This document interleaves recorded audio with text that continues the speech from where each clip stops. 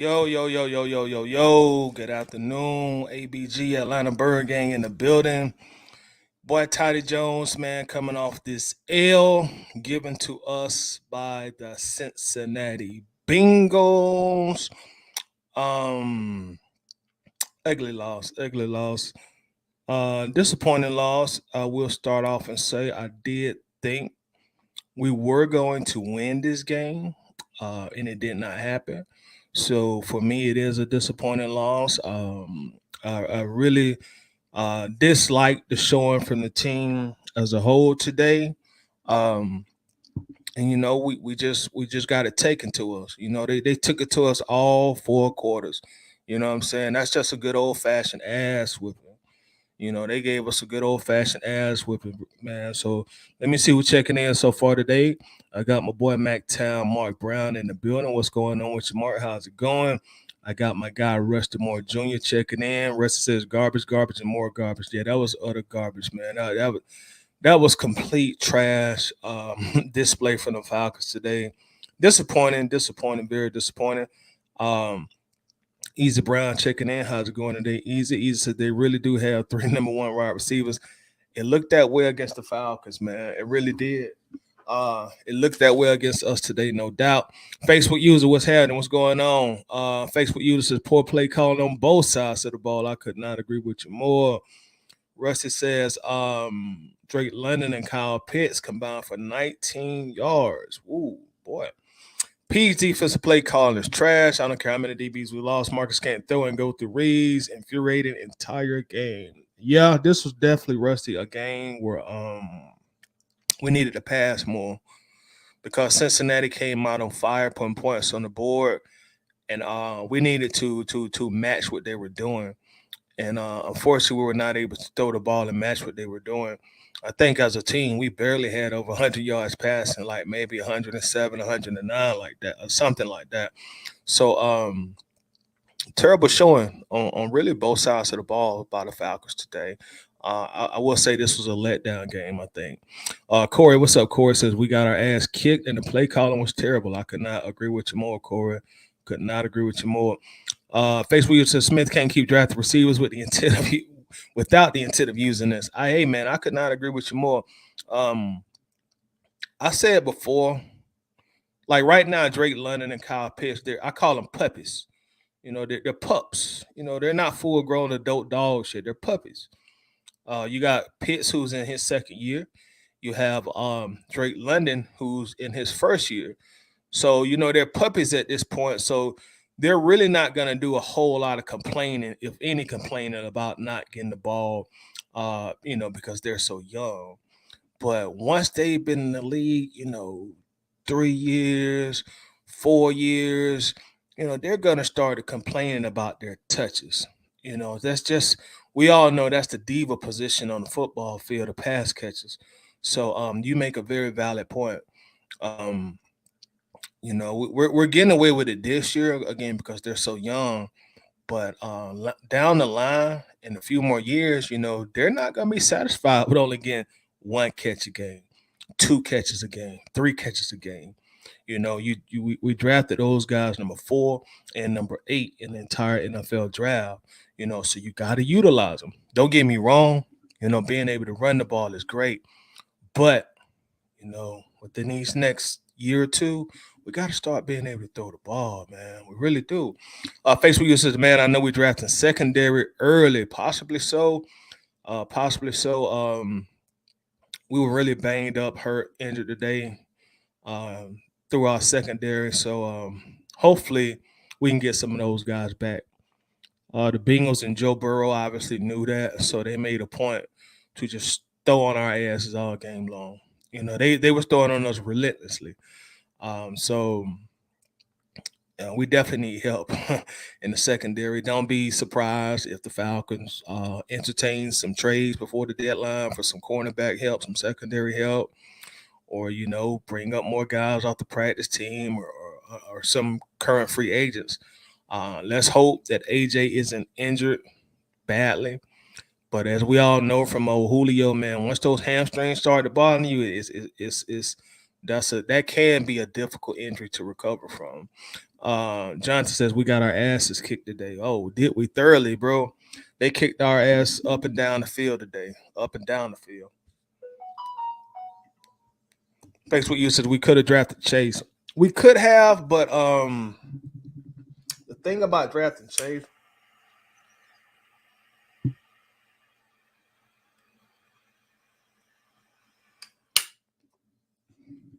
we could have definitely drafted Chase. So I think he went right off the Pitts. But even if we draft Chase, who's gonna throw it to him? You know what I'm saying? It still would be kind of the same situation as Kyle Pitts because we don't have a prolific passer right there currently. So he might be going through a season now that Kyle Pitts is going through, where you're just going out there playing ball, but you really ain't getting the targets that you need to play at your peak. And games like this, like games like last week, it really pumped us up. Like, oh yeah, we can run on anybody. Yeah, we the shit. We can be there anybody. But then when you have a game like this on the road against a prolific quarterback who has a prolific wide receiver in Jamar Chase, as you mentioned, it really shines the flashlight bright on your inability as a team to throw the ball. And again, running the ball is great. That's to me, that's the foundation of football. But in today's NFL, you're gonna have games like this where you're gonna say, hey, we can't run for 150 yards a day. We need a 300-yard passing game today because we got to keep up. We on the road, we're in their backyard, so we got to keep up this game.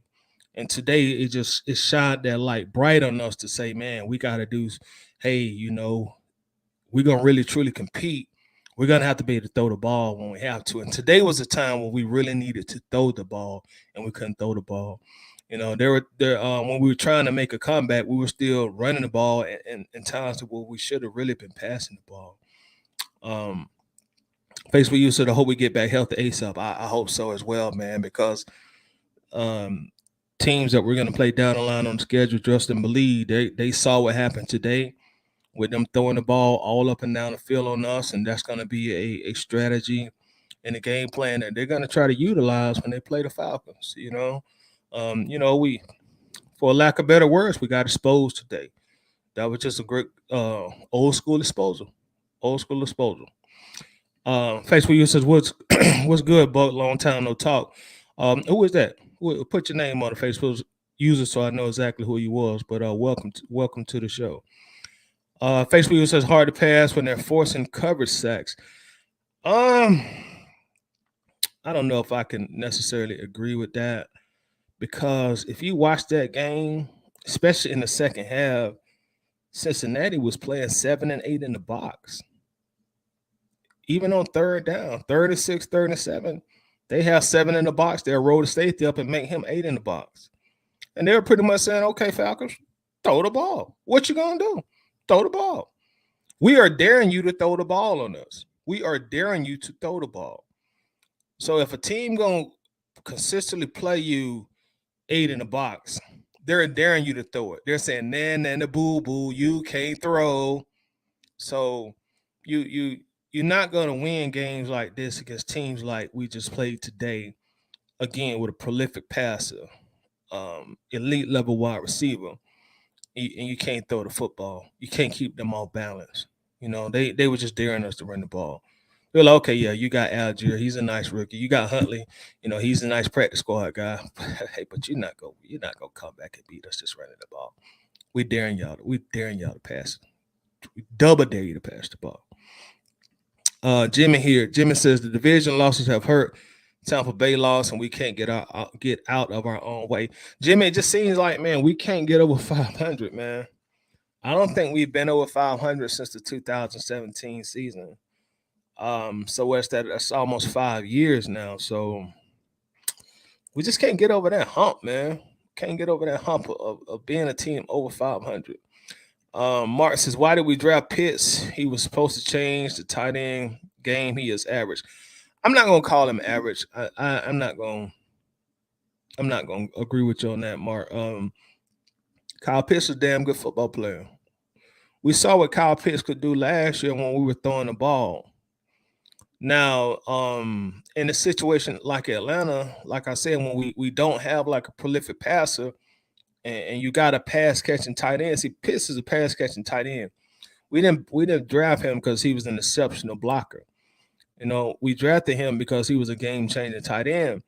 But keep in mind, Mark, if you only have 105, 106 yards passing all game long, that trickles down to Kyle Pitts or trickles down to Drake London. So we really got to get at a point, whether that be Desmond Ritter or a quarterback in college, free agent quarterback. I don't know what the future holds there. I've heard Lamar Jackson name been mentioned, but we got to get at a point where people respect our passing game and we can pass just as good as we can run, because we can't be totally one dimensional as we are right now. And I think Marcus Mariota goes out here and he plays hard every game, but he has weaknesses. He has limitations, and that's throwing the ball. If we don't get that 75-yard touchdown to Bird, man, Mariota may only have 30 yards passing today. And this is 2022 NFL. That passing for 105 yards would probably work in the 1950s and the 1960s during the dinosaur era of NFL football. But today's era, in a league that's predicated on throwing, you got to be able to throw the ball sometimes too. You got to, especially when you don't have a top tier elite defense. We ain't got that 2001 Baltimore Ravens defense or the 85 Bears defense where we can just stop teams no matter what. So some games when it's time for a shootout, we got to be able to show our arsenal and say, hey, we could do the shootout too. And I should have played 177 to Cash 3. Somebody talk about Cash 3. I guess, was that the number that hit? What's the significance of that?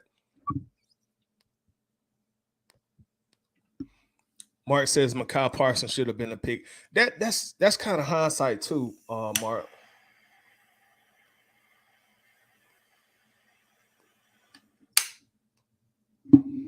Because I remember, Mark, when we was talking about that draft before the draft happened, man, it wasn't a lot of people talking about Parsons. They really wasn't.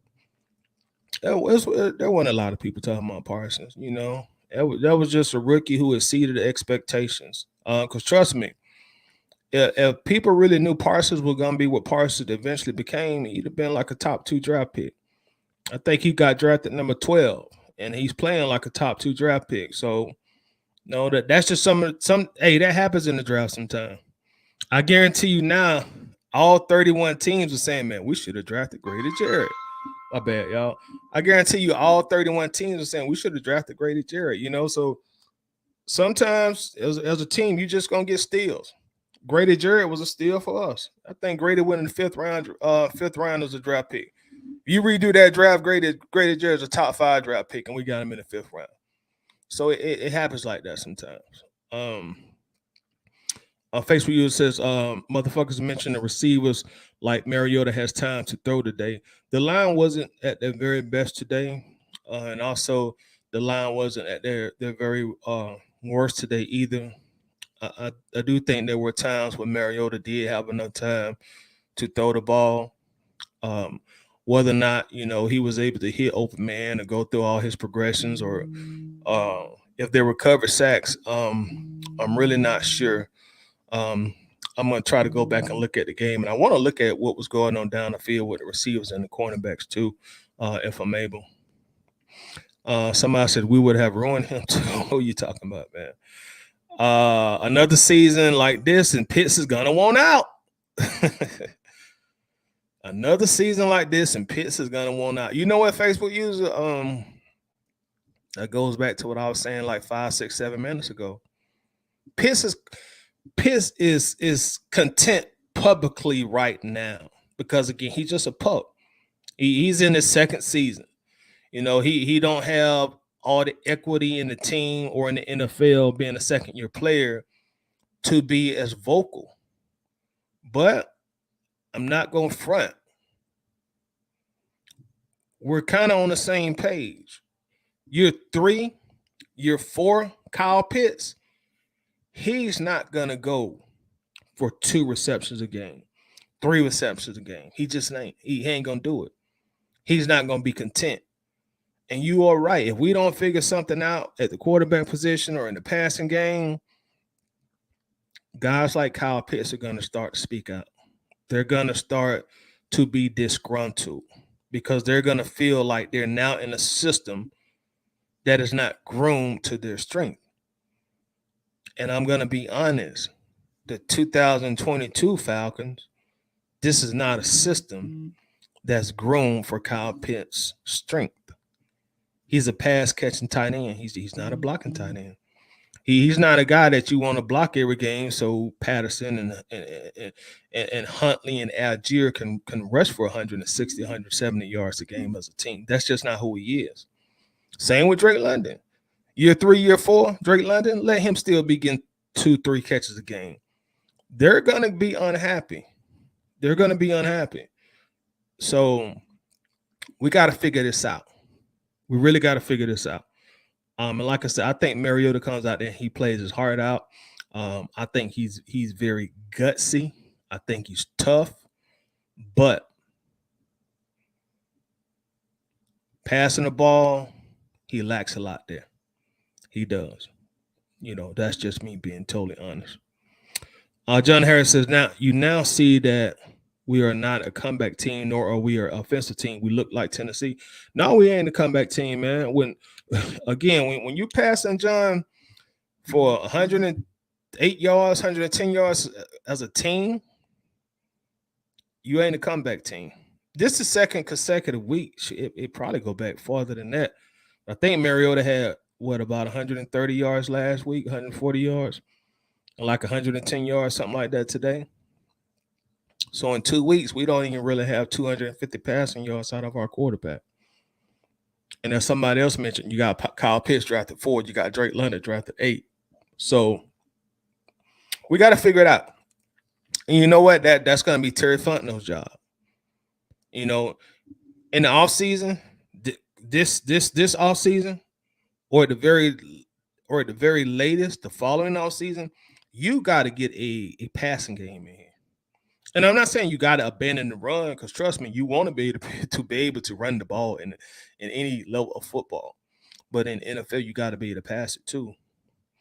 And our inability to really stretch the field consistently, that makes us not a comeback team. So when the team goes up 3 scores on us, it's difficult. It's almost impossible for a team built like we are.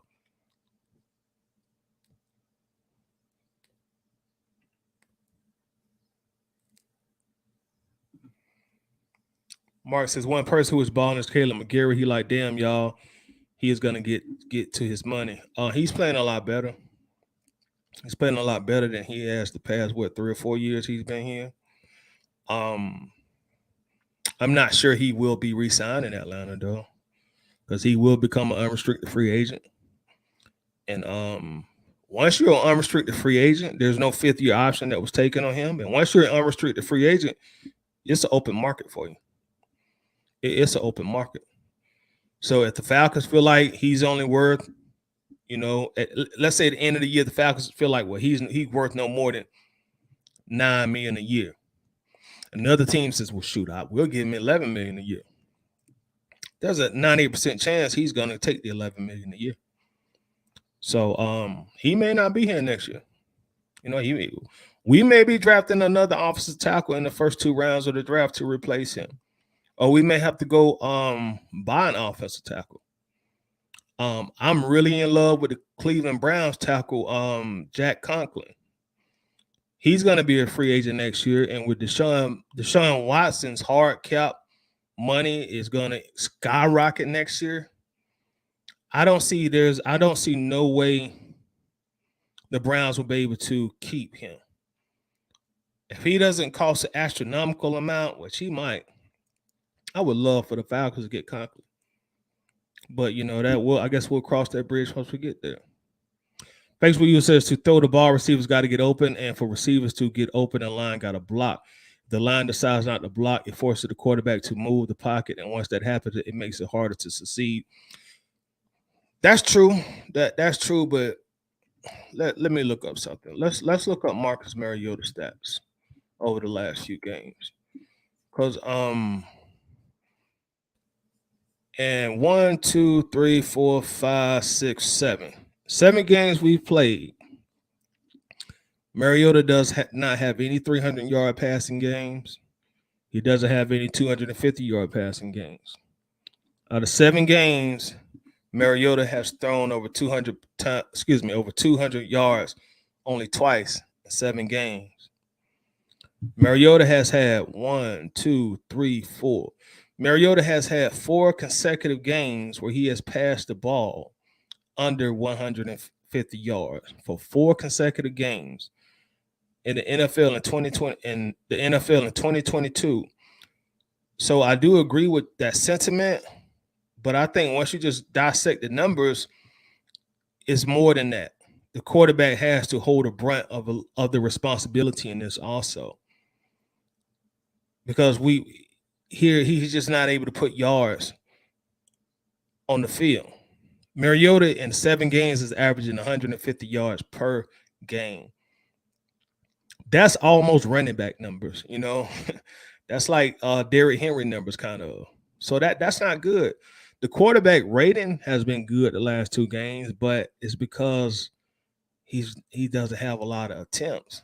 So we're gonna have to figure out a way to throw the ball, and Mariota just not gonna be the answer there long term. He's not gonna be the answer there long term unless next year we just become a top 3 defense. That's the only way it's gonna work. You know, where we get to the point where can't nobody score on us. And that would be great if that happened, but it's highly unlikely.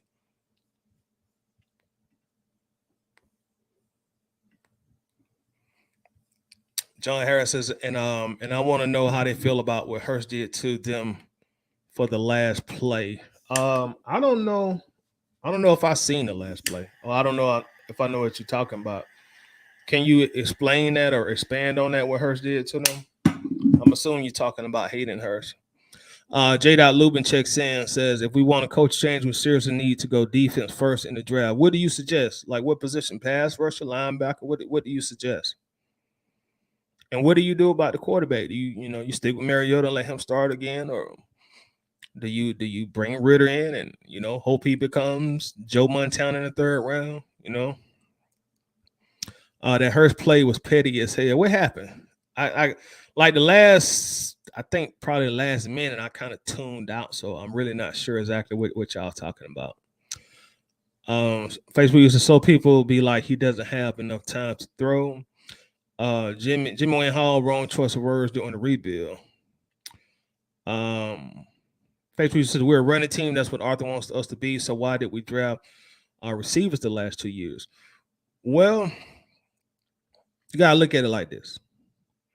Us being a running team like we are now, I don't know if that was by design. And keep in mind, y'all, I mean, we're still in a rebuild. We all know we went on a Super Bowl team going into this. So when Arthur first got here, you still had Matt Ryan here. Matt Ryan's a pocket passing quarterback. And when Matt Ryan was here, you saw Kyle Pitts put up over 1,000 yards as a rookie. Went to a Pro Bowl as a rookie. Offseason that last year's offseason happened, Deshaun Watson becomes available on the market. You saw how hard they pursued Deshaun Watson. They had a full court press on Watson. And as we all know as Falcons fans, hey, we had Watson right here in our grips. And Cleveland Browns came with the ultimate desperation contract of the century.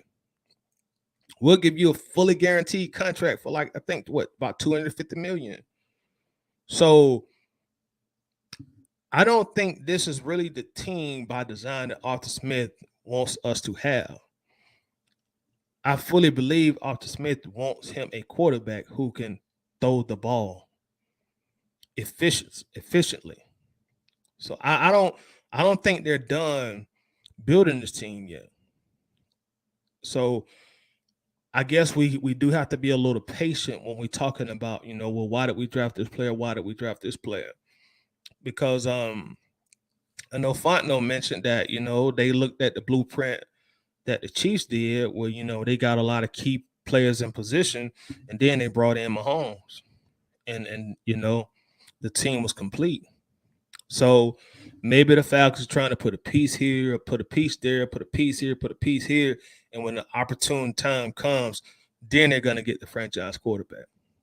Remember, y'all, Mariota is only signed to a 2-year contract. One thing about the NFL, the contract will tell you everything you need to know.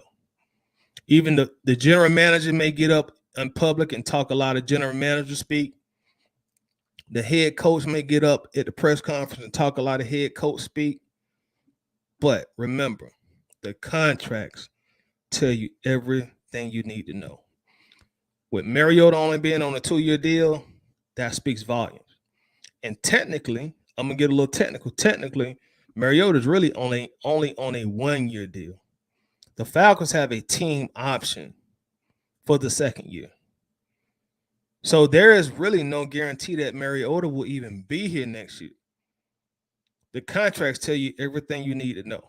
So with them only giving him a 1-year deal with a team option for the second year, they're pretty much telling us, they're not going to say it publicly, but hey, this is what we think of this guy. He's not going to be our future. This is not our ideal quarterback that we're going to have here the next 3, 4, 5, 6 years. In other words, they're saying Mariota is not our franchise quarterback. And I know we fell in love with Ritter also, because what he did in the preseason, he looked very promising. But again, he was picked in the 3rd round. 3rd round quarterbacks historically don't blossom to be franchise quarterbacks. That's just the honest truth, especially when we're talking modern day football. So I don't know what this team's plan is going to be in the draft. It's too early to take an educated guess on it. But if they're in a position to get a quarterback who they feel can really be a true franchise quarterback in the 1st round, don't be surprised if they go there. And then if so, then a lot of that, well, why you draft Kyle Pitts and why you draft Drake London, then a lot of it may make sense. If Lamar Jackson just happens to, I don't see Baltimore let him. I don't see Baltimore not franchise tagging him if they don't get a deal done. But if that relationship goes sour, and after the season, Lamar Jackson said, I'm never playing another snap in Baltimore. I've been disrespected. Let me go. If he happens to hit open market, you might see another full court press by the Falcons to bring Lamar here. And you got a quarterback like Lamar who can pass way better than Mariota, then the Kyle Pitts draft makes more sense. Then the Drake London draft pick makes more sense. But what I'm really trying to say is, y'all, we still know we're in the rebuild, y'all. We all know that. We know we ain't no Super Bowl team this year.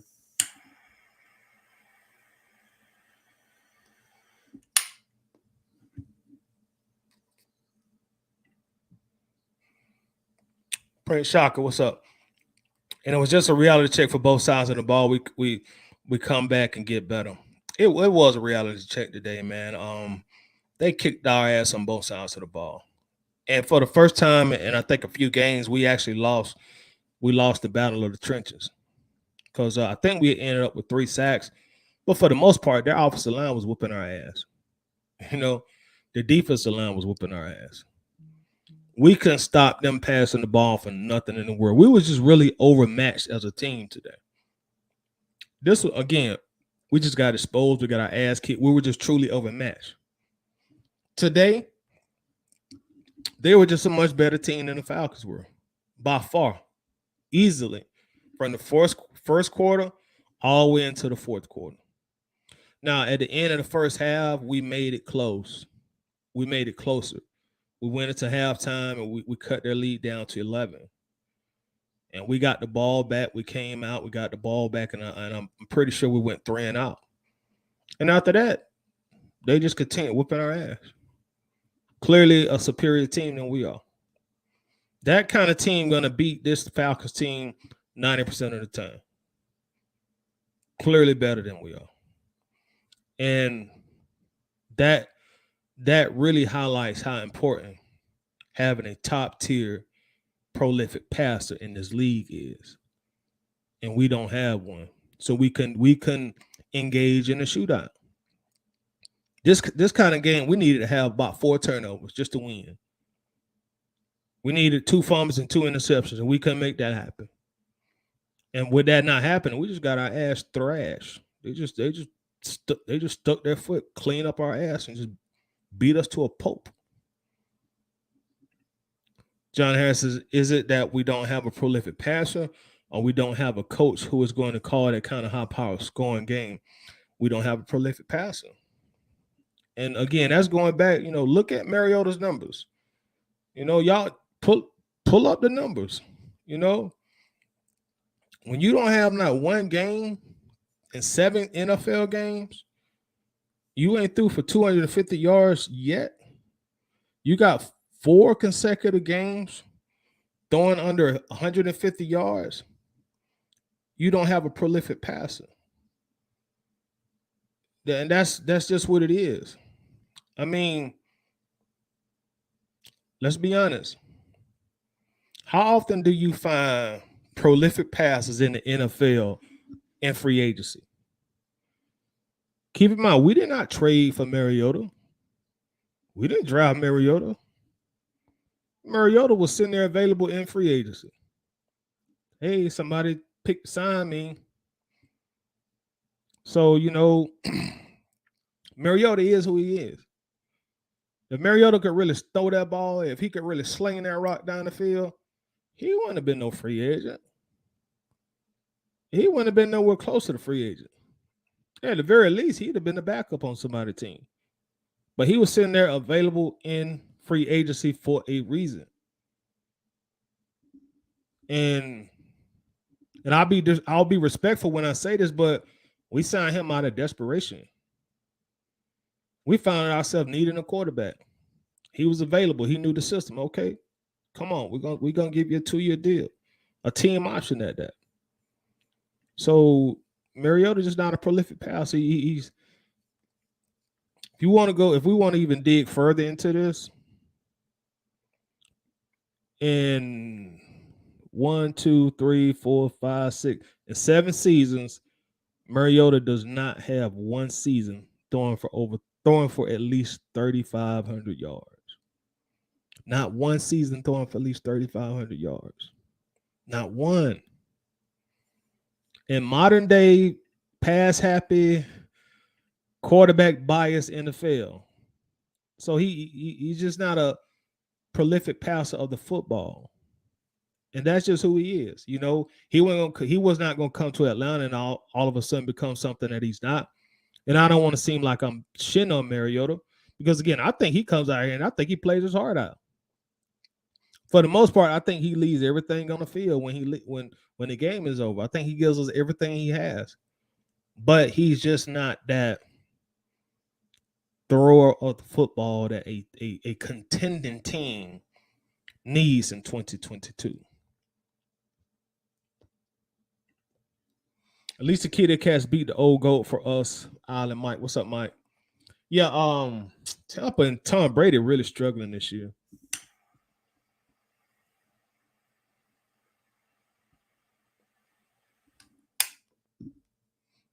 And I got Brady in 2 of my fantasy leagues, man. He really screwing me over. I mean, I ain't never think I be want Tom Brady to play better, but damn, Tom, I need them fantasy points, bro. Come on now. Do something. Give me something, bro. RJ Smith says, embarrassing loss. I don't care how we finish the season. We have to address the O-line and the secondary. They'll probably, I'm sure in free agency, because we're going to have a lot of change to spend. They're gonna address the O-line, I think. And I don't think the O-line is really bad this year. I think the O-line, for the most part, has been pretty good this year for the very most part. You can't really run the ball with the success that we ran the ball and have a bad O-line. Even today, we still had over 100 yards rushing. In fact, I think we I think we had more yards rushing than we had passing today. Let's take a look. We had 107 yards passing. We had 107 yards rushing, and that's not a good stat when it comes to throwing the ball. When you're getting when your team is out rushing your passing game, that ain't that's not kosher. Jaqual Black, what's up? Jaqual says we went in beat up against a team that has tanked its way into being an offensive juggernaut. Yeah, secondary, man, we were banged up in the secondary. AJ went out again with the hamstring. Hayward didn't play. D. Alford didn't play. Mike Ford ended up getting banged up. I think who was it? Was it? I think Jalen Hawkins got hurt at the end of the game. So our secondary was really blown apart. And Cincinnati knew that. Joe Burrows knew that. You know, their game plan coming into the game was like, well, look, we're gonna throw the ball all over the field on these dudes. You know, they knew AJ was nursing a bad hamstring. They knew Hayward wasn't there. They knew D. Alford wasn't there. Isaiah Oliver just came back from injured reserve, so he's still getting himself acclimated. So that was their game plan. Like, look, we're just gonna throw the ball on these dudes, man. They banged up. We got elite level quarterback, we got elite level wide receivers, and shoot, stop us throwing the ball.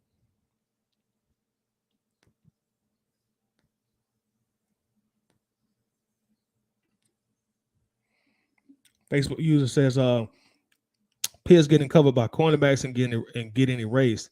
That's why he isn't open. Kittle is getting covered by linebacker safety. That's why he's open.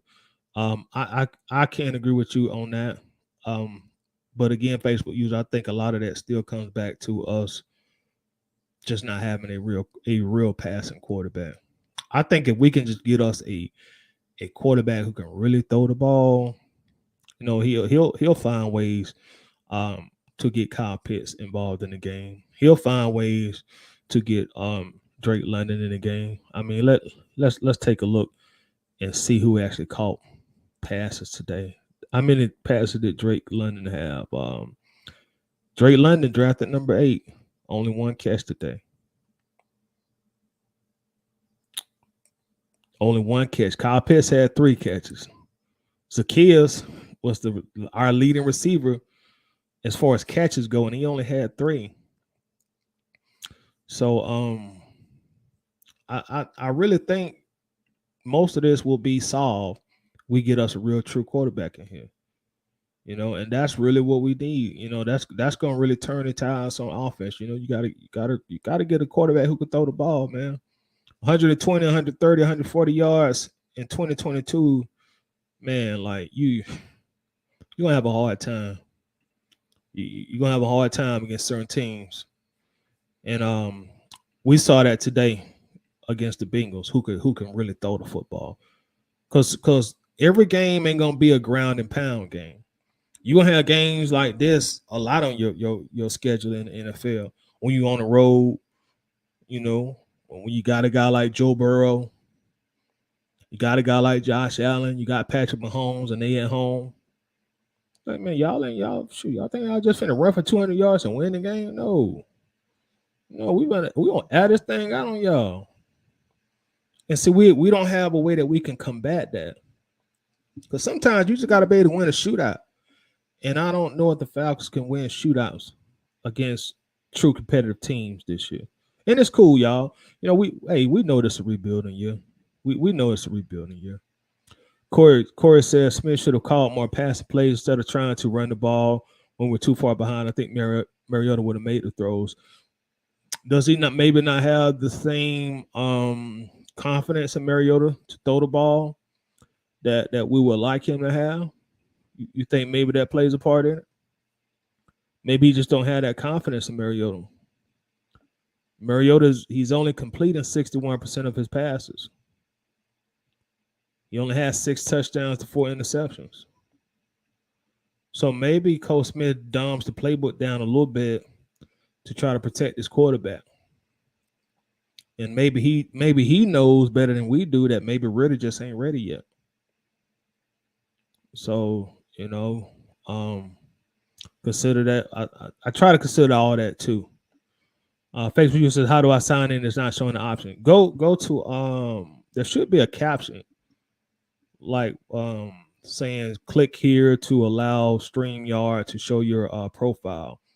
But wherever my picture is at, there's gonna be some writing wherever my caption is at, and just follow that caption and click that link.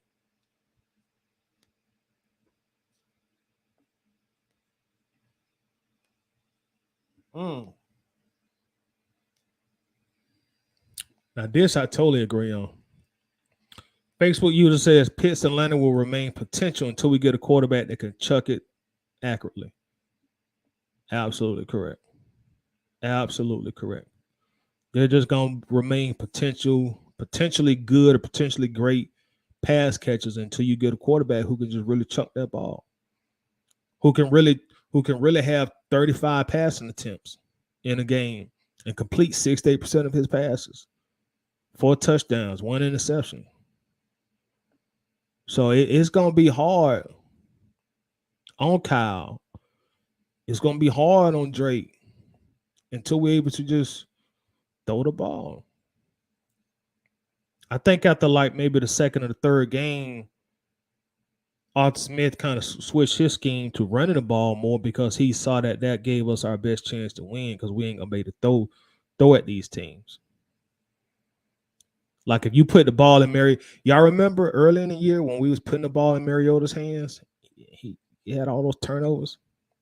So what did Cole Smith do to eliminate the turnovers? He said, you know what? Well, I'm going to take the ball out of Mariota's hands, and we started to look better as a team. But when you just face these juggernauts with a Joe Burrow who can really throw that thing, hey man, they're gonna walk the dog on you. So we need something to match a Joe Burrow because it's a quarterback league.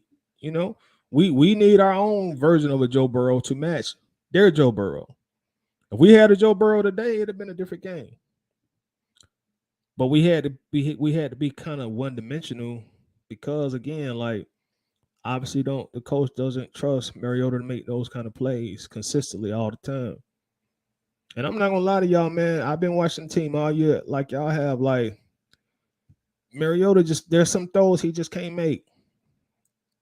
Now, granted, he did hit Bird for like a 75-yard touchdown today, but man, when it's time to throw those crossing routes over 15 yards, when it's time to like really throw a wide receiver open, when it's time to throw on the run, he struggles.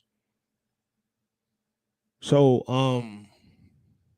we're gonna have some decisions to make, you know, at that quarterback position. That's the most important position on the field. And you can't have a guy in 2022 averaging 150 yards passing per game. And I know we could say it's the O-line. I know we could say it's Cole Smith. But I'm being honest, y'all. A lot of that is on the quarterback. That's just being honest. Your guys averaging 150 yards passing per game. A lot of that is on the quarterback. You know, that's just honest, blatant, brutal truth. Why do we draft 2 receivers so high if all Arthur wants to do run the ball out of Mike? And you know, we addressed that earlier, Mike. Situations. You know, when we all got tired of Matt Ryan, but when he was here, Kyle Pitts looked like the next coming of Travis Kelce. You know, when we had a pocket quarterback, you know, who was experienced at throwing the ball, Kyle Pitts looked like a totally different player under Matt Ryan. And I know, you know, I ain't trying to open a can of worms here. You know, I know Matt Ryan is not everybody's favorite player, but we got to be honest. When Matt was here, Kyle Pitts looked much, much, much, much better. You know, because Matt was Matt was a better passer than Mariota is. Mariota fits Smith's system better, I think, wholly. But when it comes to passing the ball, Matt made Kyle better.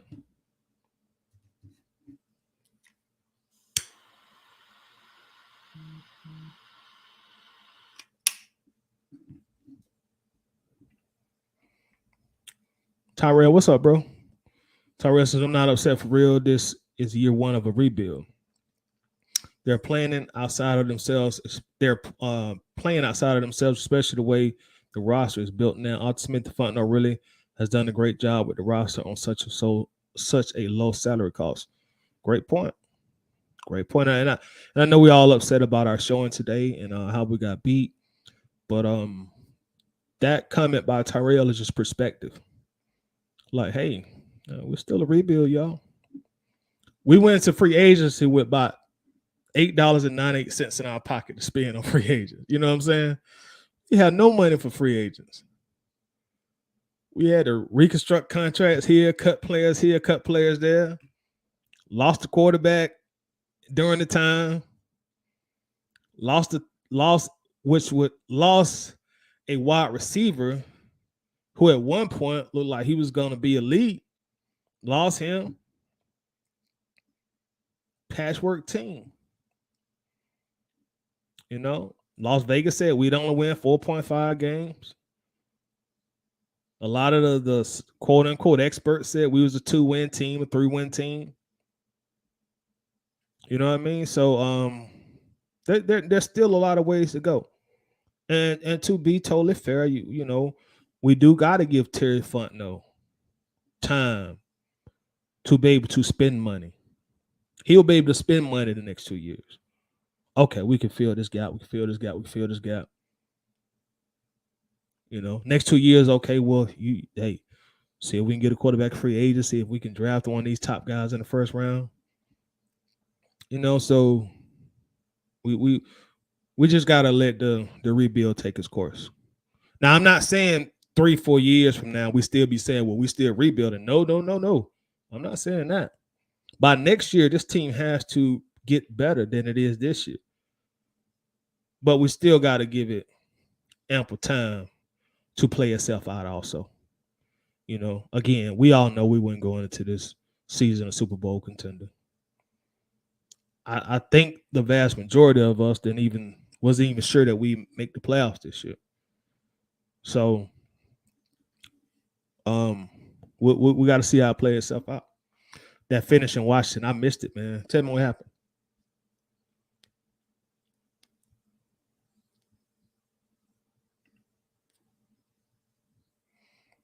Jimmy says, I think it's Ritter time. Okay. Here's the thing. Mariota has shown what he has. Ritter uses his legs to pass. Mariota uses them to run. Bigger difference. I can see what you're saying there, but I'm going to play devil's advocate, of course. Of course, Ritter has not shown us anything against like real defenses. And what I mean real defenses, I don't mean the guys who ended up making NFL practice teams and who ended up getting cut. When Ritter played in the preseason, he was playing against guys who would be classified as 4th stringers, 5th stringers, and 6th stringers. Now you're playing against the real dogs on defense. So while I hope Ritter ends up being the best quarterback in Falcons history, there's still a lot of question marks. You know, we still don't know. We still don't know. And I think eventually, you know, they're really going to give him a shot. But I don't think they're in the rush to put him in as long as we're still in playoff contention. So, you know, we still may have to sit there down and be a little bit more patient. Facebook user says our defensive secondaries was too injured to bail out Mariota. Fair point. It is what it is. I'm not disappointed today. That's just the outcome of injury to play the defense. Fair point. You know, and we always connect up, but when we filled the roster with a lot of bargain bin players, and then the top players we have, like at cornerbacks, you know, we got a good cornerback core, and when both of them guys go out, it's kind of hard to compete, man. It's kind of hard to compete, and we saw that today. You know, we saw that today. And hopefully we can get healthy, man. The NFL didn't do us no favors by putting our bye week, week 14. They put our bye week way at the end of the season. So, you know, like a time like now, we could use a bye week within the next two weeks to get some guys healthy, but that's not going to happen. Prince says, what was Tannehill's passing like when Arthur Smith was in Tennessee? Great question. Actually, Tannehill playing some good football on the Arthur Smith, bro. Tannehill was playing some damn good football on the Arthur Smith. In 2020, Tannehill completed about 66% of his passes. He had 3,819 passing yards. He had 33 touchdowns, and he had 7 interceptions. And he was rated 106, at 106 QB rating. So Tannehill on Arthur Smith was playing some damn good football, man. I still remember that season. People were saying that Tannehill was a top 10, well, a debatable, I should say that, a debatable top 10 quarterback. And in 2019, I think Tannehill made the Pro Bowl on the Arthur Smith. So, you know, he played good football, man.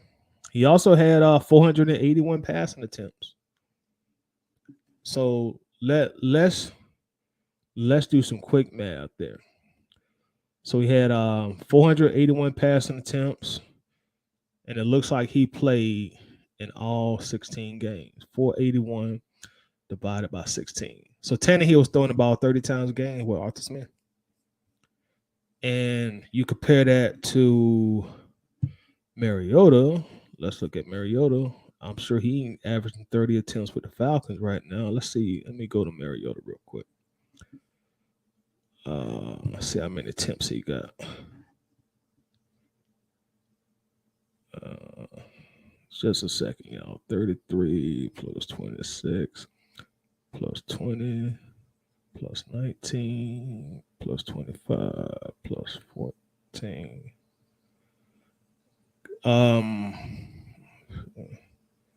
Divided by 6. Mariota was barely averaging 20 passing attempts going into this game. So that's a vast difference right there. Norman says secondary was just too banged up. I think we should have just continued to bring pressure, hoping to force Joe into a mistake. At least that'll help the secondary out. Yeah, the secondary, we were banged up. We were injured, man. And I said it earlier, Norman. This is the game, man. We needed about 4 turnovers, man. We needed 2 fumble recoveries and we needed 2 interceptions to beat this team. And neither happened. So it was going to be a tall task. And I thought we would win this game, but Cincinnati just showed us, hey, we just way better than y'all right now, Atlanta. Maybe y'all be more competitive if y'all came in healthy, which we were not, but we're just way better than y'all right now. And they clearly were far superior than we are today.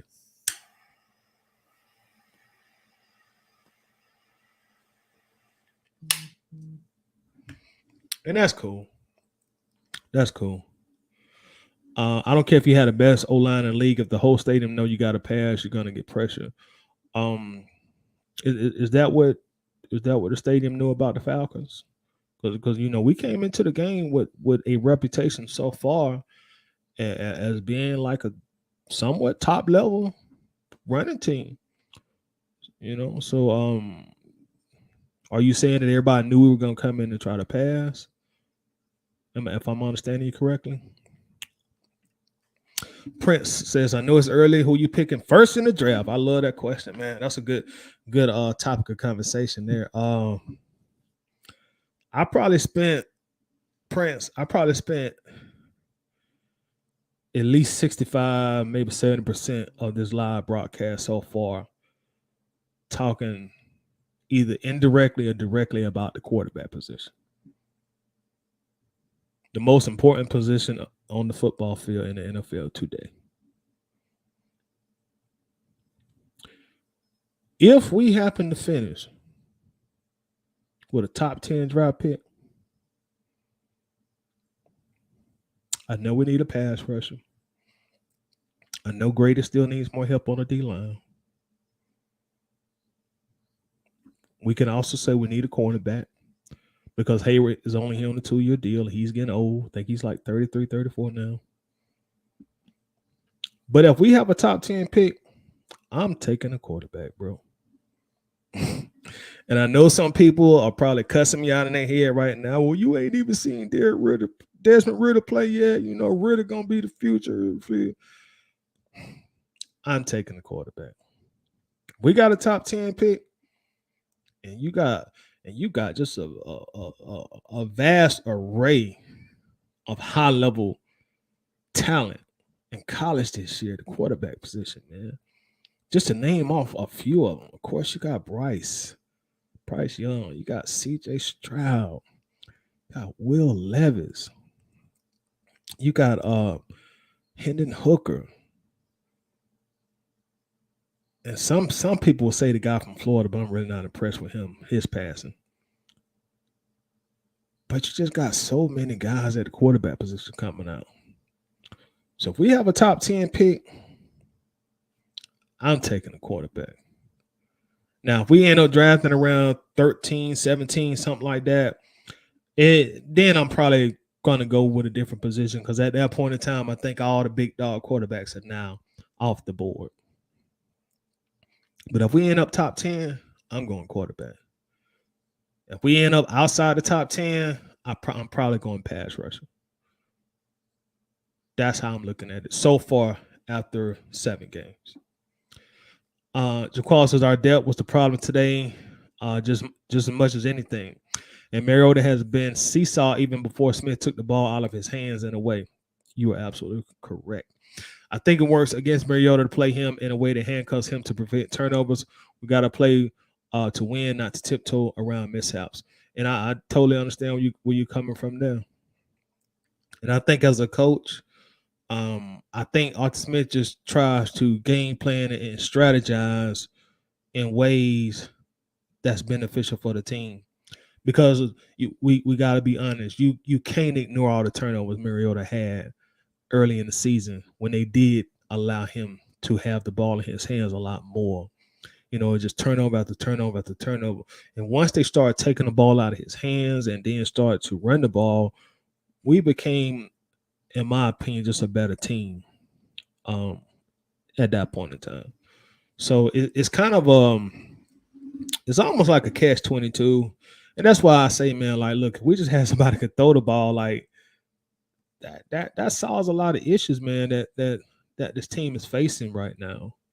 So I'm telling y'all, man, you're not gonna get far in the NFL with your quarterback averaging 150 yards passing a game. It just ain't gonna happen. And even before Mariota came to Atlanta, man, he just was never a proficient passer. That's just who he is. And y'all, I'm gonna now, you know, I've been talking for a minute.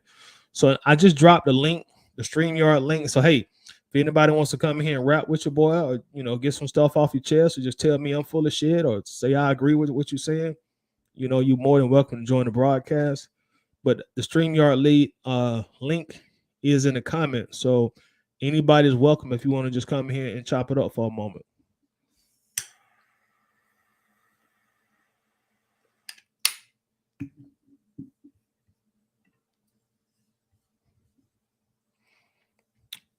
Russell said nobody want to hear this, but I'm gonna say it. I'm gonna throw it out there. We beat up on the injured Cleveland defense and 49ers defense. Are we really a good run team like we think, or are we good against injured defenses? I really think we are a good running team. I really do. Now, we've been beating up on Cole Smith a little bit during this broadcast, and it's cool. That's what fans do when your team get the ass kicked like we got our ass kicked today. But I will give Cole Smith credit on being able to get this team to run the ball effectively and efficiently. Because even in the loss today, you know, we still had over 100 yards rushing the ball. And before Patterson got hurt, man, Patterson was really doing it to these teams. He was doing it to these teams, man, before he got hurt, you know. And also, you know, Algier, as a rookie, man, Algier has looked pretty good. Derek Huntley, you know, coming off the practice squad, he's looked really good. You know, so I really think we are a good running team. And I think we could be even more potent. I'm not saying we have more rushing yards, but I think we'd be more potent if we could also pass the ball. Because again, if you watch the game today, they just kept 8 in the box in the second half. They're like, man, throw the ball. Atlanta, y'all, they say, throw it, y'all. We're daring y'all to throw the ball. We're gonna keep 8 in the box. We're gonna keep rolling the safety up. The safety kept coming up in the camera view. Whenever you see that safety rolling up and you can see him on your TV, they're daring you to throw the ball.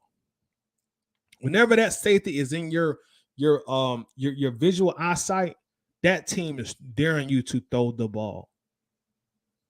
So these teams that really do respect our running game, but they don't respect our passing game. At least Cincinnati did at all. Cincinnati just dared us to pass. And that's probably what freed Bird up for that 75-yarder. Like, hey, y'all gonna keep daring us to pass deep? Well, shit, we gonna do it. Bam, we just hit you for a 75-yarder. But I think we are a good running team.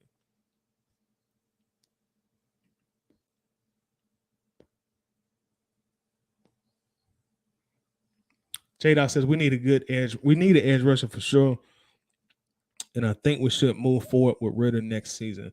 I think you got to get Ritter playing time this year before you just say he's gonna be the quarterback of the future. He has to play this year before you're sold on him next year. Because if you just put Ritter in there, and again, hey, I know we Falcons fans, we want Ritter to be successful, but you can't ignore the fact he's a 3rd-round pick. And historically, 3rd-round picks just don't pan out. Historically, they just don't pan out. He was picked in the 3rd round. So I think we really want to see him play this year, maybe toward the end of the season. I'm saying if, guys, if we get knocked out of playoff contention, then, you bring Ritter in and then we really see what we got. That gives us time to evaluate him and see, well, hey, this guy can be our franchise. And no, we're going to have to go get us a quarterback.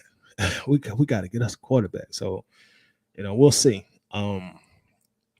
Also, y'all, if y'all want to do me a huge favor, I'm about to drop another link in the comments. This is the link to the YouTube channel for Atlanta Bird Gang. So if y'all do me a huge favor, man, just click that link for your boy.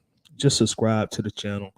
Even if you don't never go on YouTube, even if you don't watch nothing on YouTube, just do me a huge favor because it helps our channel out a lot. Just click on that link for me.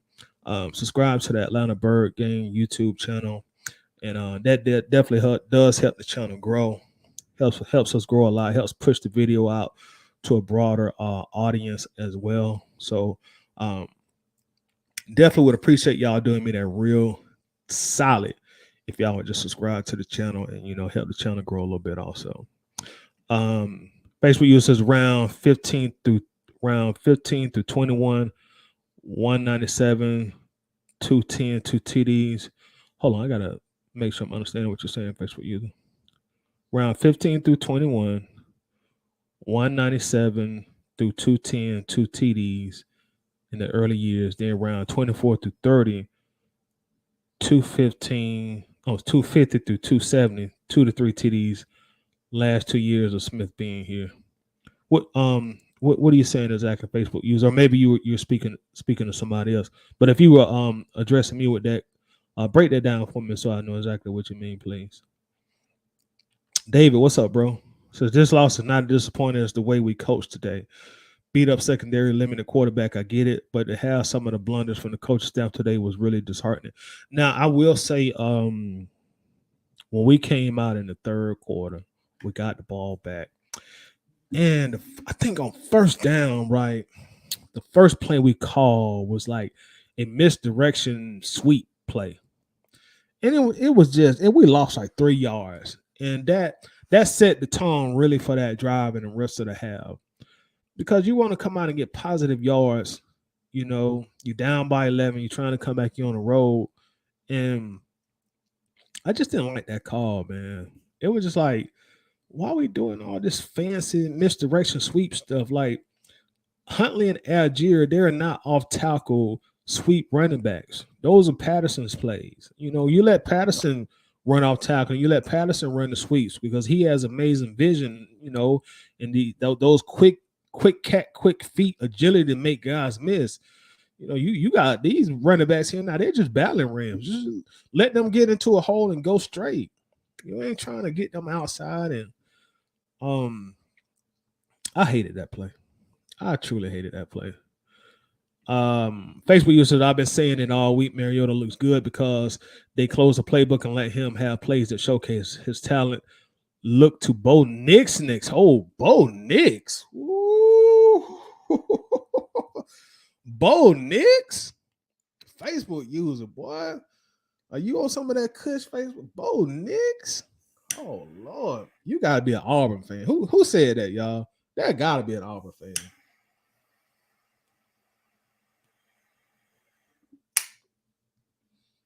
Bo Nix, bro. Man, do you see what be happening to Bo Nix when he be playing real defenses? Oh, man. Bo Nix? God. Boy, I damn sure hope not. I damn sure hope not. Jaquan says Mariota is on a prove it incentive lace deal. Yes, he is. And again, like he's on a team option for next year, y'all. There's no guarantee he'll be here. If I was betting right now, I'll say they will exercise his second year option and bring him back. But y'all, there's no guarantees, man.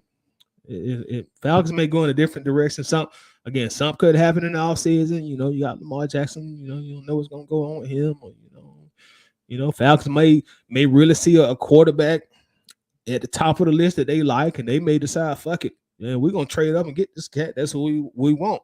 Because now, if nothing else, but knowing Art Smith has showed us, like if they really like something or like a player, they'll pursue him. Ask Matt Ryan. That's how Matt Ryan got out of here. Deshaun Watson became available, and there was a little mutual interest. And shoot, like, hey, Matt, we know you've been here a long time, but hey, if we can get this guy, we're gonna get this guy. We just let you know up front. So if nothing else, they've shown us like, hey, if they see a guy that they like, they definitely will pursue him. Facebook user says, not sure I saw blunders by coaching staff today. So if that's the case, Facebook user, like, what did you see? Facebook user, like, what did you see went wrong if you didn't see blunders by the coaching staff? And I'm not saying I disagree with what you're saying, but I would just like to understand exactly what you saw, what your point of view was. Facebook user says the thing about the Mahomes example is that it's hard for good teams to be picking that high. Kansas City was a playoff team and still had a top 10 pick. You're correct. And that's the thing about it. And I kind of just mentioned that too.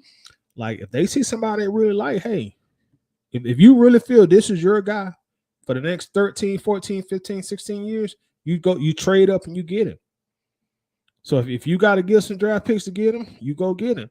Because I'm sure we're going to have a cap. We're going to have some extra picks, or at least one pick when we get old Mr. Gambler out of here once Ridley gets traded. So we'll have a little draft pick equity, so to speak, to play with when Ritter get out of here. I'm sorry, not Ritter, but Ridley gets out of here, because I'm sure he's going to be traded. I know a lot of people in the fan base want him to come back, but I don't. So once he's traded, that'll give us at least one extra pick. So if it's a guy that you really, really, really want, you go trade and you go get him. And I think that's what they'll end up doing.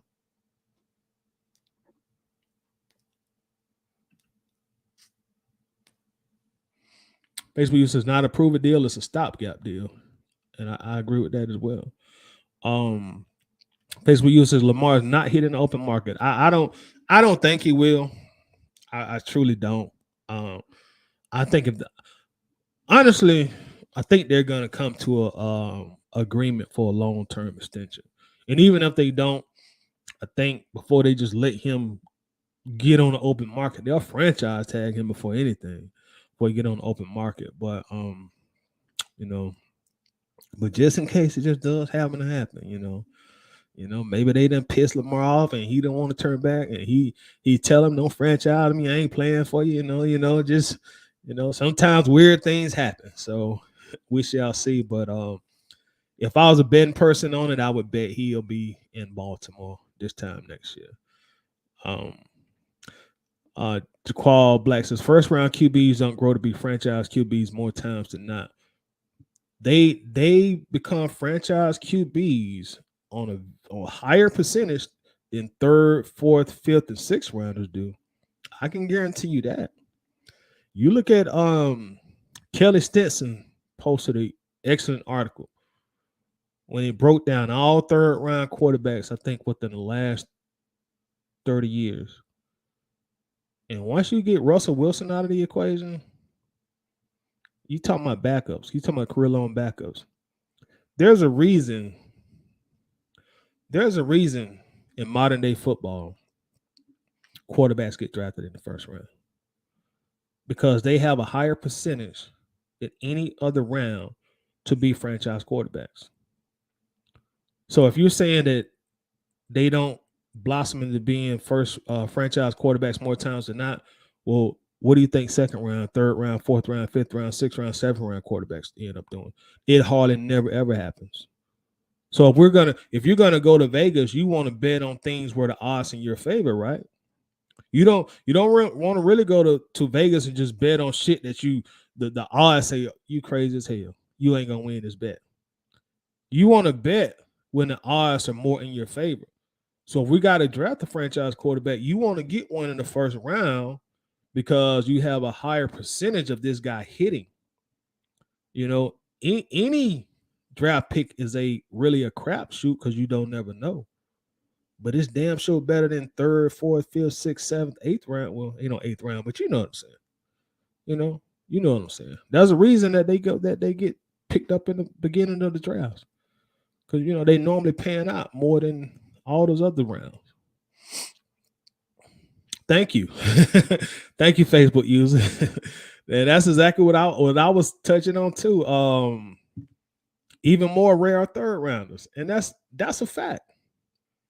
If you put 3 first round quarterbacks in front of me and 3 third round quarterbacks in front of me, I'm gonna get somebody in the first round. I'm taking somebody in the first round.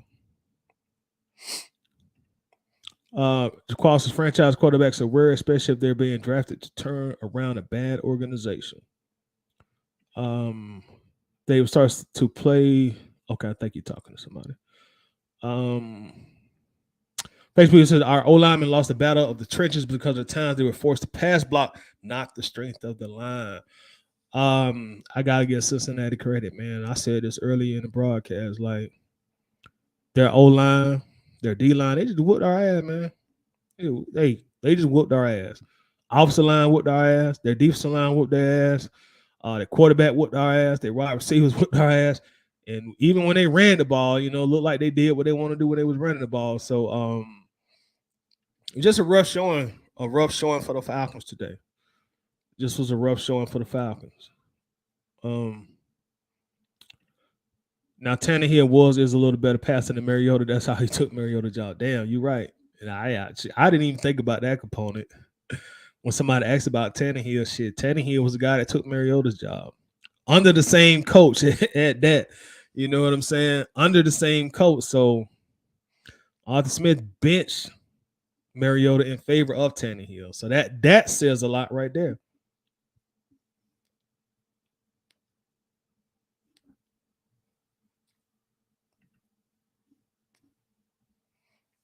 Great point by Prince. People got to realize he was a backup to Carr and lost his job to Tannehill, who are both barely middle of the pack quarterbacks. So I knew what we was getting. Exactly, Prince. Exactly. And that's why I had a perspective that I have based on what you're just saying. It's just like Mariota's gonna be Mariota, y'all. In the 8th year of his career, he's just not gonna come to Atlanta and be something that he has never been before in the NFL. He's not gonna come here and all of a sudden he's gonna be completing 68% of his passes, throwing for 290 yards a game, throwing for 32, 35, 37 touchdowns in the season, not turning the ball over. Because I'm telling y'all, if y'all really go dig deep into Mariota's career, between interceptions and fumbles, he's always been a turnover guy. And that's based on his style of play, having to use his legs so much and just not having a good NFL arm. I'm not saying he's not a good athlete. I'm just saying a good NFL arm. And that's why I say, like, until we get this quarterback situation taken care of, there are going to be a lot of question marks regarding coaching, regarding the draft picks like Kyle Pitts and Drake London. And just because we don't have the quarterback that we need right now. And that's not taking that away from Marcus. Just like Prince said, hey, knew what we were getting when we got him. Marcus Mariota just gonna be who Mariota is. You know, as somebody mentioned earlier, he's a stopgap quarterback. He's not a franchise long-term guy. And as I mentioned earlier, look at the contract. You know, Falcons only gave him a 2-year contract with a team extension for the second year. So the Falcons are telling you what they think.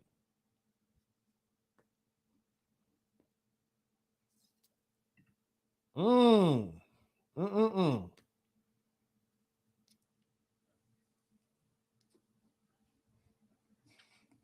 Hell of a comment.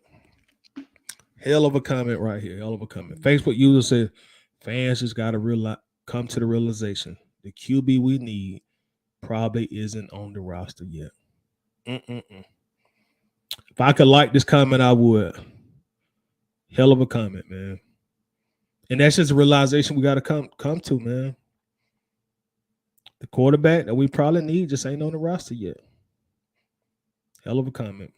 And that's why I was saying earlier, man, we just got to be a little bit more patient with Fontenot, talent, the scouts, talent scouts, and Arthur Smith.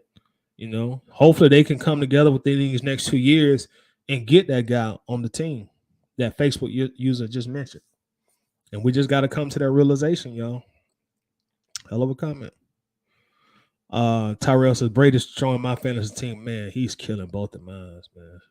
I got him in 2 leagues, man. If he could just play pretty good, I'd be all right in fantasy. But man, he playing terrible. Did he even have a touchdown today?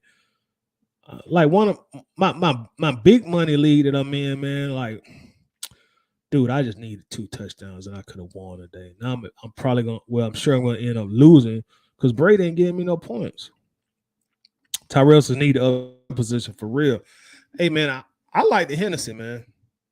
I don't understand like how Hennessy lost his job, to be honest with you. I thought for a second year player Hennessy was pretty good and he was getting better. I don't think Dahlman was an upgrade. Maybe I'm wrong. You know, maybe they think Dahlman is better in the run game and we running the ball a lot. I don't know. But I thought Hennessy was pretty good, man, in my opinion.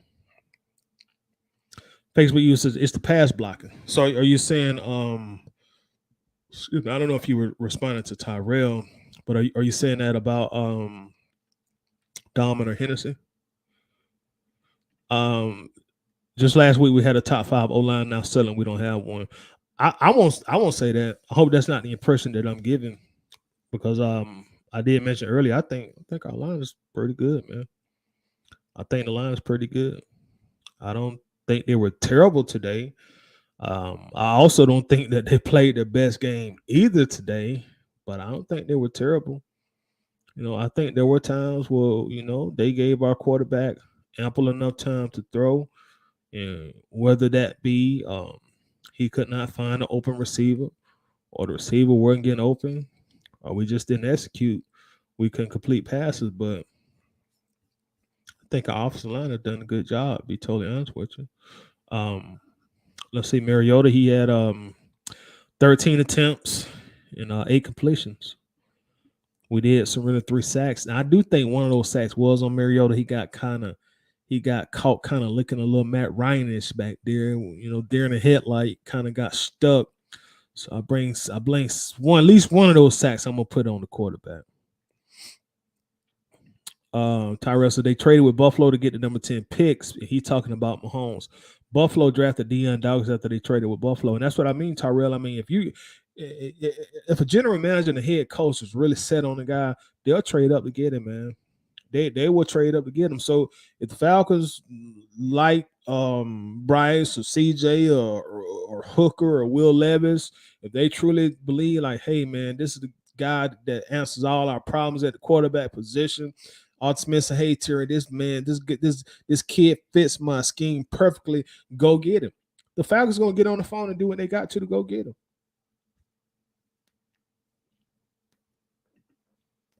They'll get on the phone and do what they got to go get him.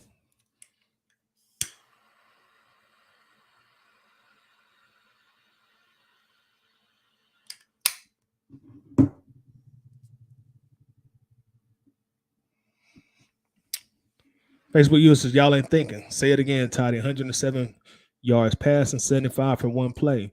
I said it last week when he won Officer Player of the Week. How with 125 yards passing? It'll be a problem every time we get behind by 14. Excellent point, man. And Facebook user, that's why I'm so reluctant to blame this on the O line or the coach. Because when you have a quarterback who's went 4 consecutive games in 2022 in the NFL and has not thrown for at least 150 yards, most of that is the quarterback, y'all. I'm just being honest, man. I'm just being totally honest. When you go 4 consecutive games with less than 150 yards passing the ball, no games this year out of 7 games where you have at least 250 yards passing, that's the quarterback. That's not the old line. That's not the wide receivers not getting open. That's not bad play calling. That's the quarterback. You know that's just Mariota. That's who he is. That's who he has always been. And as we've been talking about, since I've been on, like until we get a quarterback that can fill that void, whether that be Desmond Ritter or whether that be somebody that's in college right now or even a free agent, I don't know. But that problem gonna be there, y'all. Mariota, and I keep saying this, but Mariota just not gonna come to Atlanta and become something that he's never been before in the NFL. And I know it seemed like at this point I'm shitting on Mariota, but he's in his 8th year, y'all, and he's only had one what would you call a good season in the NFL. That's just who he is. And as somebody mentioned before, stopgap quarterback. That's exactly what he is. So that's just something we got to find some kind of way to rectify that issue at the quarterback position. Ritter was playing against fifth stringers, but he also was throwing against fifth stringers. That's correct. And also to play devil's advocate with you, Rusty, I think Ritter had 3 touchdowns, 3 interceptions. He had some plays where he looked good, but he also had some plays where he looked like a rookie. Some of those interceptions were just bad decision making. And again, I definitely hope Ritter ends up being the best Falcons player in history because 80% of what I'm saying will be meritless. But you just can't assume that he's the savior for the franchise because he plays for the Falcons. And a lot of times that just be our Falcons bias. You always got to look at both sides of the coin. Well, what if he ain't as good as we want him to be? Then what? So you always got to be ready to have some kind of backup plan in case he don't work out. Historically speaking, once again, 3rd round quarterbacks, they just don't work out.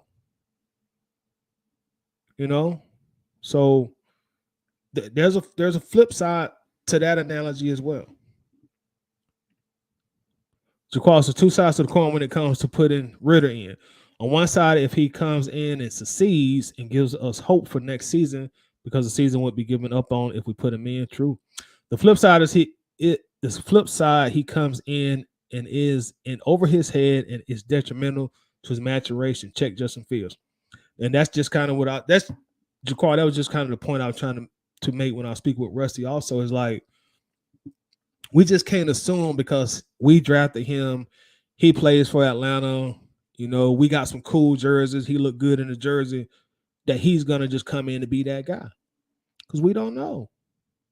There's a 50-50 chance. 50% chance he'll succeed, 50% chance that he's going to be a failure and be a lifetime backup. That's just what it is. That's why me personally, I'd rather take a 1st round quarterback. Somebody who you got on your chart as 1st round talent. You scouted. You feel like, hey, this guy can lead the franchise. This is my personal opinion. But I'm all for Ritter giving Ritter a fair chance. But I'm gonna just be totally honest with y'all, man. Here go an honest moment.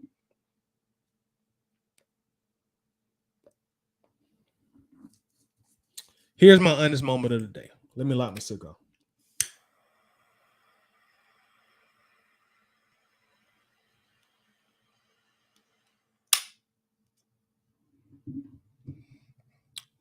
I don't think there is no, and I'm gonna refer to Fontenot and Art Smith as new because to me they're still new. Fontenot is only in going on his second year now, being a general manager. Art Smith is going on in his second year of being a head coach. So, in my opinion, there is no new general manager. There's no new head coach that intentionally and purposely drafts a quarterback in the third round as their franchise quarterback. I don't think you see that anywhere in the NFL. No head coach or general manager takes a new one at that. These are new. Takes a quarterback in the third round with the sole intention of them being a franchise quarterback. Now, they may take them and hope that they hit gold, and it just does happen. The stars and the moon and the sun aligns, and the third round quarterback ends up winning them a Super Bowl or 2 or 3. You hope that happens. You hope you get lucky and that happens. But I don't think there's no duo of a general manager and a head coach that purposely takes a third round quarterback with the sole intention of them being a 13-year plus franchise quarterback. That's a first round draft pick position. I'm sorry. And I know people don't agree with that, but I stand firm on that conviction. So, no, I don't think this new administration drafted Ritter with the intention, the purpose, the strategy of him being a 13-year franchise guy in Atlanta. I'm sorry, y'all. It does not happen. Not saying that he won't have the opportunity to, but I don't think that was the strategy. Last year, we had to draft the quarterback. We didn't have none on the roster but Felipe Franks. And I still remember it. And this is going back to when I was saying, like, I know sometimes those fans think just because they play for the Falcons that they're going to blossom. I remember arguing with people in our group about Felipe Franks. Y'all, there were really people who thought we could groom Felipe Franks to be a franchise quarterback in Atlanta. And I'm not joking. I used to have these debates, these arguments with people. Well, Felipe, man, he tall, he got an arm, he athletic. That's what Arthur Smith likes, man. He could sit on the mat run for like 2-3 years, man, and that could be our franchise quarterback, man. I'm telling y'all. People really was truly believing that, and they were saying that. And I'm like, man, y'all fucking crazy. This dude can't throw the ball. Like, you really want to undrafted free agent to get the keys to the car? Are y'all serious? And they were dead serious. So sometimes, and I'm as guilty as anyone, but sometimes we let our fandom get in the way of just being objective analysts.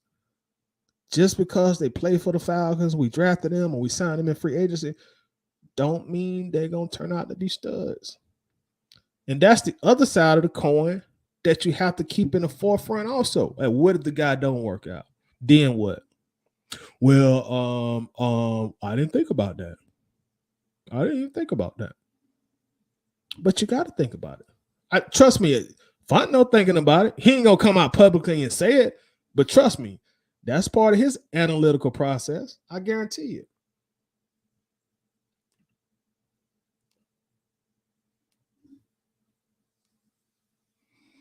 Princess, what quarterback you taking? Man, if I could take one, I would take Bryce Young.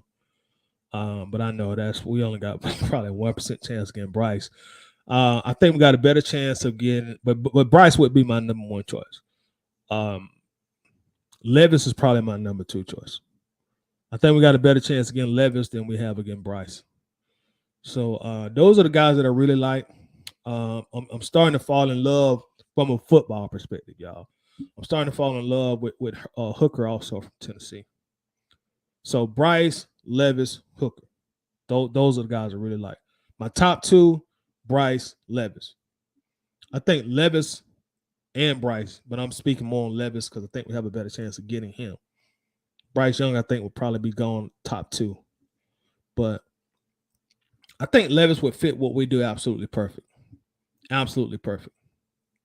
He can throw the ball. He got an arm. Big cat. Statue-wise, big. You look at Levis and look like you're looking at Cam Newton or Josh Allen. And super athletic, strong, mobile. All the shit that Art Smith likes. So if we could get Will Levis, I would be a happy camper. Facebook says Marcus Mariota's averaging 13 completions and 21 attempts, 168 yards passing, 1 TD, 5 interceptions, 7 carries, 34 yards, 5 TDs, 1 fumble. That's every game. Total of 200 yards, 1.5 turnovers, 1.5 TDs. That's not withstanding. That's not worth starting. Excuse me. Des Ridder could provide more production, put the rookie in. But how are you sure? Now, I have to play devil's advocate anytime I see that. Are you sure? What if Ridder comes in and he does worse? Like, what if Ridder comes in and he does worse? And trust me, I'm hoping he ain't. But just for debate's sake and conversation's sake, what if he comes in and he does worse as a rookie? You saw Trevor Lawrence struggle last year. All the top quarterbacks last year, they all were struggling, man. Trevor, Zach Wilson, Trey Lance, the little that he played. Justin Fields, he's still struggling right now. It's difficult for a rookie to come in as a quarterback and just be balling, man. It's tough. Especially on a team like ours that, that ain't really a contender. It's tough, man. It's tough for them to understand and be able to move with the speed of the game. Cause I'm telling you, it's different. With them fifth stringers he was playing with in preseason, y'all. I'm telling you, it's gonna be different. It's gonna be different when you going against these first string defenses, and the coaches is actually calling real, true defensive plays and strategies to shut down the quarterback. It's gonna be that shit tough, man. That shit tough.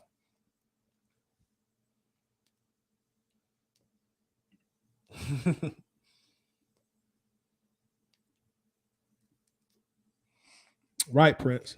I like Will Levis, man. I like Will Levis. I really like Levis. I would love for the Falcons to draft Levis, man. To me, he's just a perfect fit. Perfect fit. And what I like about Will Levis, what he doing in Kentucky, bro, it ain't like what a lot of these top tier teams have, like a Ohio State or Georgia or Bama, when you getting a bunch of 5-star blue chip wide receivers who you throwing the ball to. Will Levis don't get that in Kentucky, bro. A lot of what he doing mostly on his own merit. And I give a lot of credence to that when I'm analyzing him.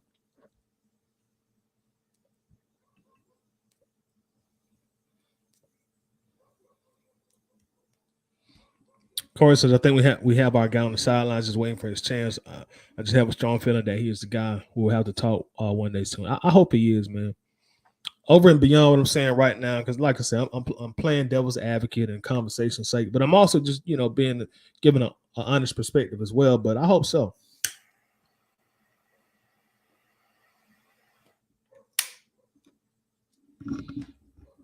But we also got to keep in mind that Coach Art Smith sees these guys every day in practice. He saw them at training camp, preseason. So as of right now, he don't have that same confidence in him to come in and take over this team as we have as fans at this point in time. Tyrell says Will Levis would be my pick and wheel position to take him. Mine too, bro. Mine too. Like I said, Bryce is the one on my list, but I know Bryce. We ain't got no chance at Bryce, man. You're gonna have to probably win on the 2 or 3 games to draft Bryce Young. But Will Levis, yeah, I like Levis. I like Levis. I like Levis a lot. Todd, I see why you had an issue with us drafting 2 receivers in a row. We could have used them picks on something else. I did not like that, man. I didn't like it. Um, Today I still don't like it. I mean, I like the players now that they're here. I'm not gonna shit on them, or at this point, I'm not gonna do the what if game. But my thing when I was crying and bitching about taking 2 pass catchers in a row, I just did not think that that was a prudent way to build a team. I didn't think that was a prudent way to build a team. You taking 2 consecutive wide receivers in the top 10. I just like, God, what are we doing, y'all? You just took Pitts and now you taking London. Like, come on, y'all. Like, I didn't like it, man. I still don't like it. But they here now and they got my full support. But I just didn't think that that was a prudent way to build a team. My dog Armani Newsom checking in the building. What's up with you, Armani?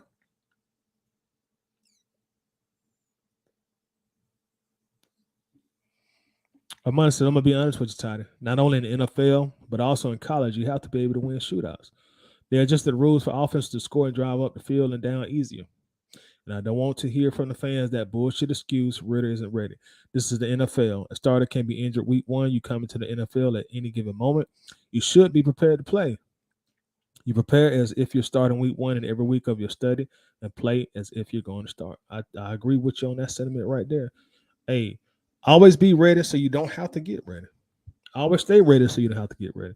And you said some real key stuff there, man. You got to prepare every single week in practice. Like, hey, you gonna start. If your number call, you got to come in and you got to step in. You just got to be ready. And you make another key point also when you say in the NFL and college, you got to win shootouts. Because like that, as we see in our money, we both the big football fans on college and NFL. Me and you be talking and joking with each other about our college teams, and we both Falcons fans, but we see it. There's some games, as you as a Bama fan, our money, like Nick Saban had to adjust. Nick Saban had to understand, like, man, look, college football is changing. I just ain't gonna be able to run the ball 40 times and have a great defense and win college championships.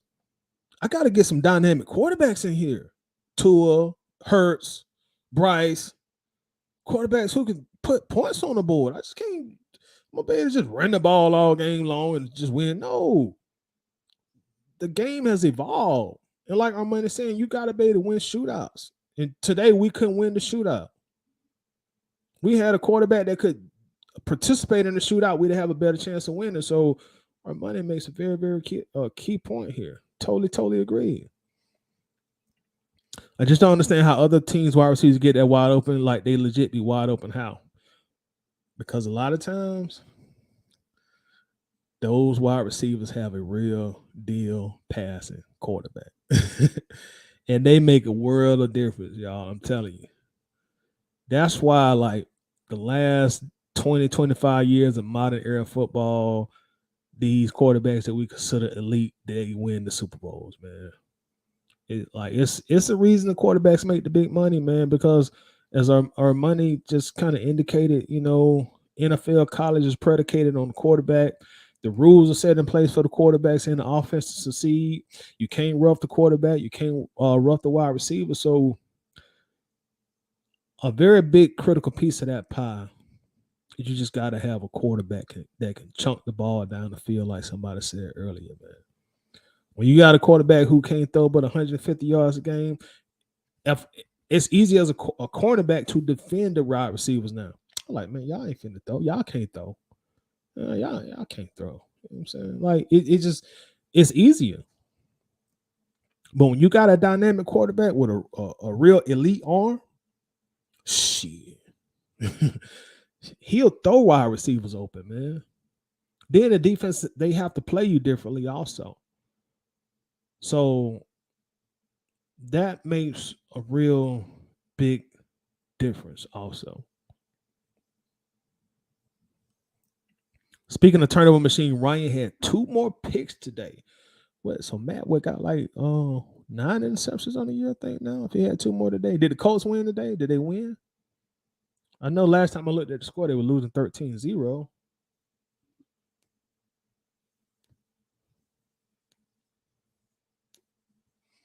I don't think Matt will be in Indianapolis next year. They may move on from him. John says, Mariota and Tannehill are the same quarterback. They are both managers.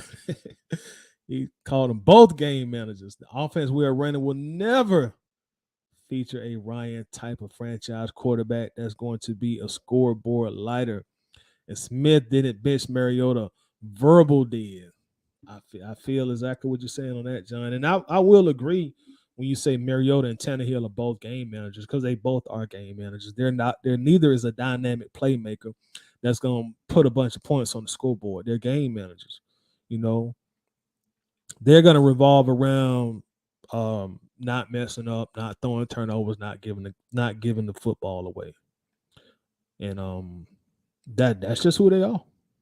You know, and I know I'm saying talking about the type of quarterback we need, and y'all trust me, I'm not ignorant to the fact that they are hard to find. You know, proficient, high level, elite passers of the football just don't grow on trees. And when you got one, you're gonna keep it. You know what I'm saying? So I know they are hard to find. You know, I'm not ignorant to that fact. I don't want to mislead y'all. And y'all probably think, well, shit, Toddy, you just think you just go out there and pick anybody, and they're gonna be Josh Allen or Mahomes or somebody. That trust me, I know that ain't how it works, y'all. I know they are difficult to find, and that's why they make the big bucks, man. That's why they make the big bucks. Facebook said if you need to get a top QB in the draft, you do what you have to do. Give up what you have to give. I agree, man. If you really sold on a guy, man, go ahead and get him. Go ahead and get your guy. Get your guy. John says also Smith, 1, when he got Mariota. 2, Smith chose Mariota as the starter. He did. And I think a lot of that, John, because we was just in desperation, man. Like we had to trade Matt Ryan, and Mariota was already familiar with Smith's system.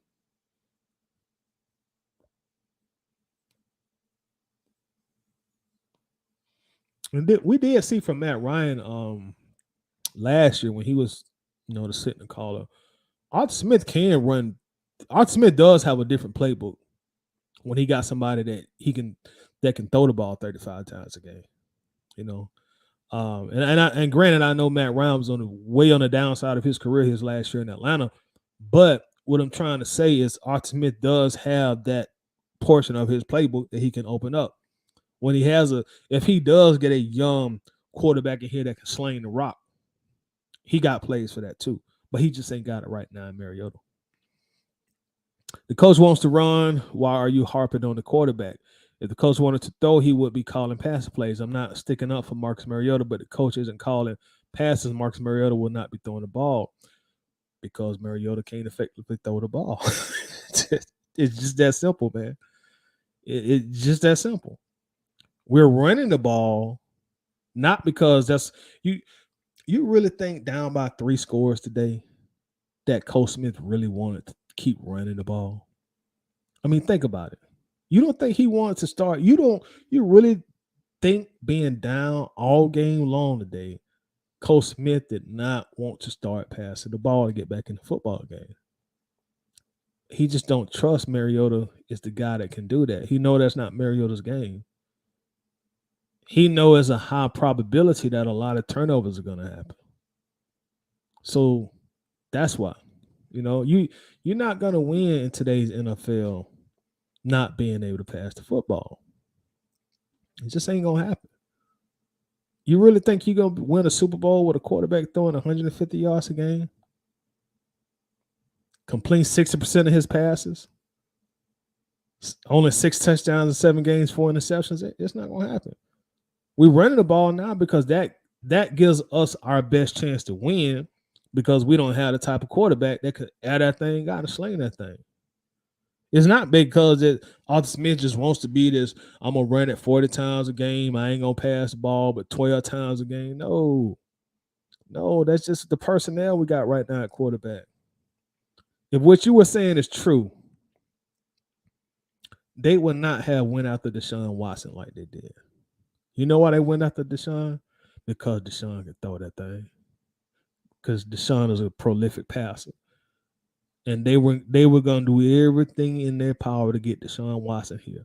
Even if that means upsetting the 14-year starter Matt Ryan. They didn't give a damn. They wanted somebody who could throw the ball and be athletic and run his offense. So that's why we are harping on the quarterback. It's the most important position. And if you got a C- guy, D+ guy playing the most important position, you need to upgrade that position. It's to me, it's just like common sense. John says the Mariota damn sure ain't gonna get better with the QB because we can. You mean the running back coach, as you call him, John? Jaquan says Mariota was a run pass house QB in college, and it was always run first. He's always been what he is. True that. Very true, Jaquan. Very true. And that's why a lot of these pro set quarterbacks in college are highly rated because they're already running pro sets. And that's why a lot of the RPO quarterbacks have some question marks around them because the system that they played in college. You know, that's kind of why Jameis Winston went before Mariota did in the draft because Jameis ran a more pro style offense down in Florida State. Facebook says Frank sucks all around. He's a wasted spot and he should be cut. Plus, where's that white guy receiver that made the team and was a great story? What was his name? I forget his name, but he was playing good. Barnett or Barn or something like that. I know who you're talking about. He made the team. I guess they just put him on special teams, man. But I know exactly who you're talking about. And that kind of goes back to what I was saying about Ritter, man. You see how good that guy looked in preseason playing against fifth stringers? Now he don't even get on the field because of the level of competition.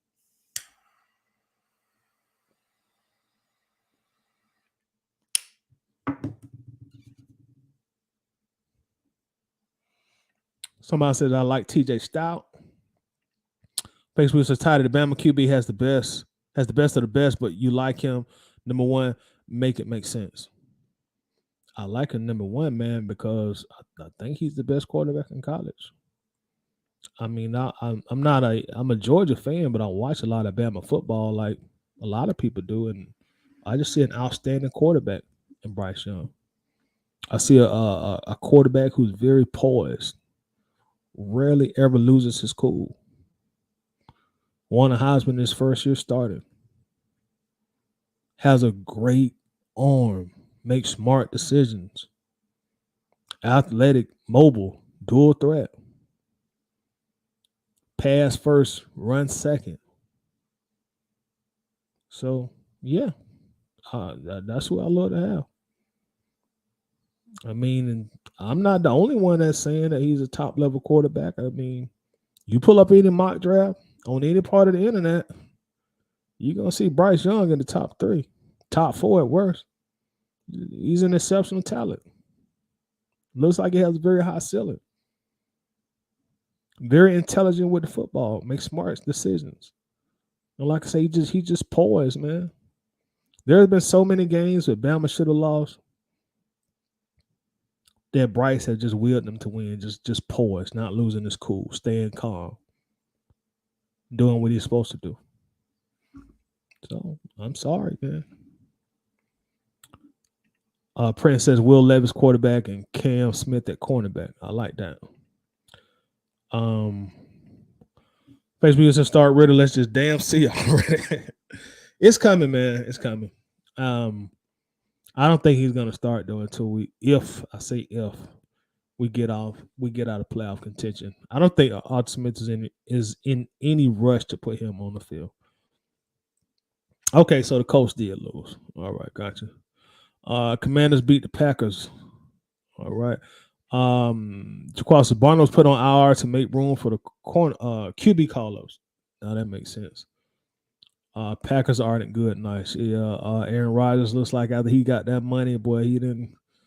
I don't know, but I ain't got no loss of Packers, so it don't make no sense. Prince says if we lose Carolina, I think we see Ritter. Possibly, bro. Possibly correct.